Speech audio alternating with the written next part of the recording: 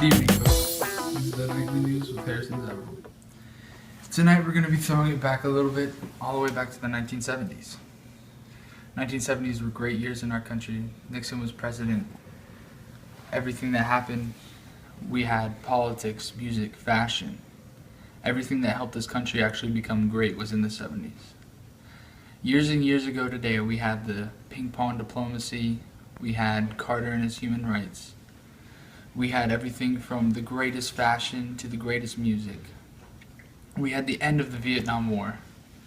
We had anti-war movements. It wasn't just music, drugs, and parties. It was actually real stuff. It was stuff that helped shape our country into what it is today. And tonight we're going to be showing clips from news anchors and news people like myself. And I hope you enjoy it all, and I hope you really learn a lot. To all you Americans and non-Americans out there. Thank you. Enjoy. Hi, my name is Kurt Baker, and here are today's top stories. Recently, President Nixon signed a treaty with the Soviet Union for both countries to limit nuclear arms productions. This treaty is known as SALT. In other news, tensions between the United States and China have eased after China invited the United States ping pong team to play in Beijing. Today, we are in Beijing to witness this historical moment.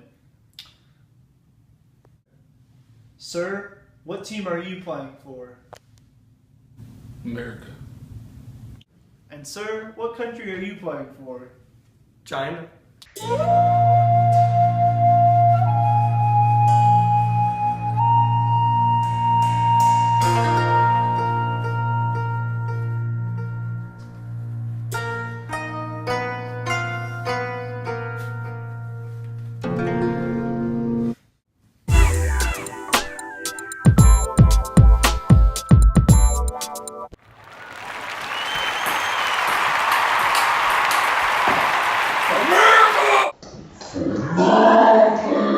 Go.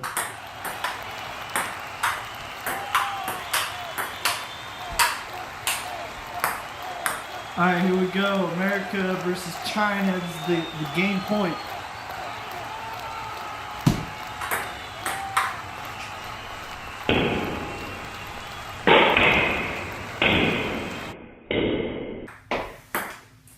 America win!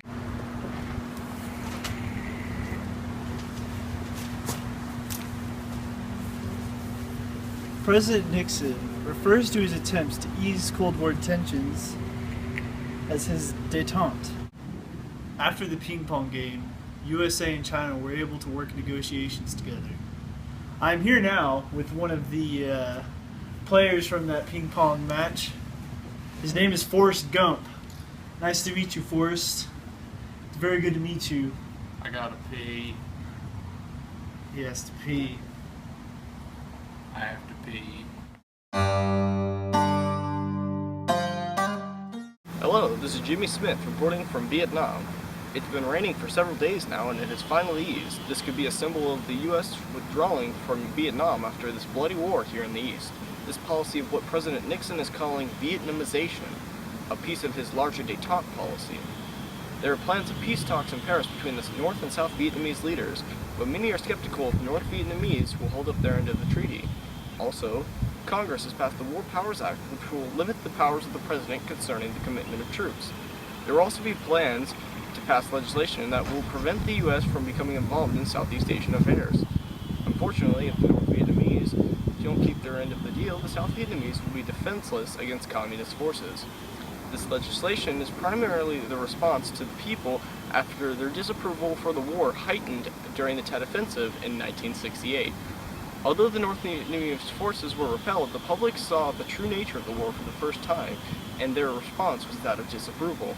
It's too early to call the true outcome of the war, but too many are concerned about the North Vietnamese's integrity. We will see what happens in the future. For now, this has been Jimmy Smith reporting. Gas. We all need it. We all use it. And we also will love it.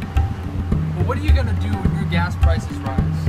What are you going to do when your gas prices rise? Your gas prices are currently rising. They went from $3 to to $12. This isn't any special gas. This isn't anything special. This is just the regular normal gas. When you used to pay for $3 a barrel, you're paying 4 times the amount. The OPEC gas war is currently right now against the United States. We're having the embargo because of our involvement in the 6-day war in Israel. Yes, we're fighting with Israel, not really fighting, but helping. We're on their side, but does that give anybody the right to place an embargo on a whole country for oil? I'm paying $8. $8. This is how much gas it is getting. It's getting me close to none. I'm not going to be able to get anywhere. I'm going to be able to drive home. $8, 3.253 gallons of gas. Let's see what everybody else thinks about this. I'm going to go talk to random people.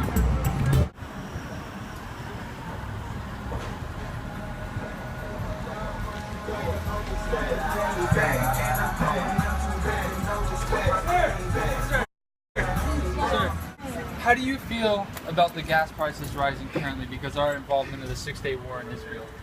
Oh no, I mean it takes half my paycheck just to fill up my truck.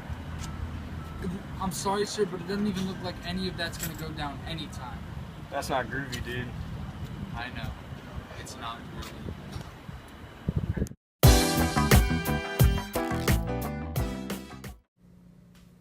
Hi, I'm Joe with the Nightly News, and today we're going to give you a little break and compare fashion now to that it was in the 1970s. Fashion has come a long way to make it what it is today. Today we will be doing a throwback segment to see how fashion in the decade of the 1970s was. Fashion in the 70s had some of the best elements of fashion in the 1960s, but just a little bit more flamboyant. The bright colors being worn in the 1970s probably gave it a more flamboyant outlook. Skin-tight t-shirts and tight pants were very popular in the 70s. The 1970s was the first full decade that women could wear pants all the time. Men of the 1970s also had a hair trend. No, not hair on your head. It was hair, chest hair, and long sideburns. Working out fashion brought tennis headbands worn by many. But for clothes, a polyester material was very popular and most worn. By late 1970s, some of these flamboyant styles began to fade. Flare pants were almost gone, and most average people were sporting a pantsuit, leisure suit, or a tracksuit. Also, towards the end of the 1970s, wearing many different vibrant colors began also to fade. It eventually came to an end.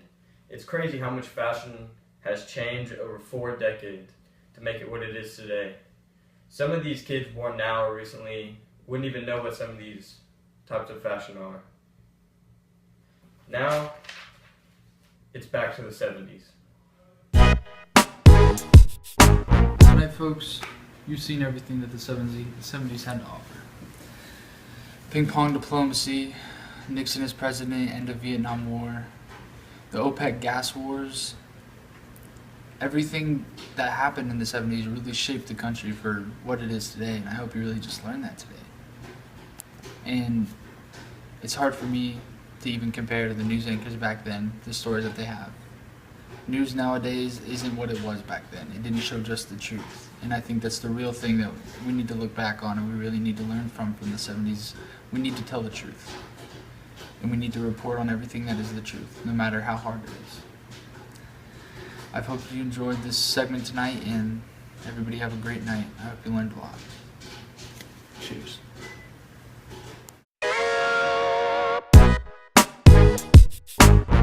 Cut.